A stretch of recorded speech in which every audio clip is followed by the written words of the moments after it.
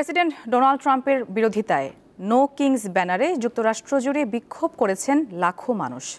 New York, Washington, Los Angeles থেকে শুরু করে ছোট শহরগুলোতেও বিক্ষোভে ফেটে পড়ে জনতা। ট্রাম্প প্রশাসনের কর্তৃত্ববাদী নীতির বিরুদ্ধে প্রতিবাদে অংশ নেন রাজনীতিক, শিল্পী, সাধারণ নাগরিক থেকে শুরু করে প্রবীণরাও। শনিবার ট্রাম্পের প্রশাসনিক পদক্ষেপের বিরুদ্ধে দেশ জুড়ে ২৫০০-এরও বেশি জায়গায় একযোগে বিক্ষোভ হয়েছে। রয়টার্স বলছে, নিউ ইয়র্কের টাইমস স্কোয়ার, শিকাগোর গ্র্যান্ড পার্ক, ওয়াশিংটন ডিসি ও মায়ামিতে রাস্তায় নামেন হাজারো মানুষ।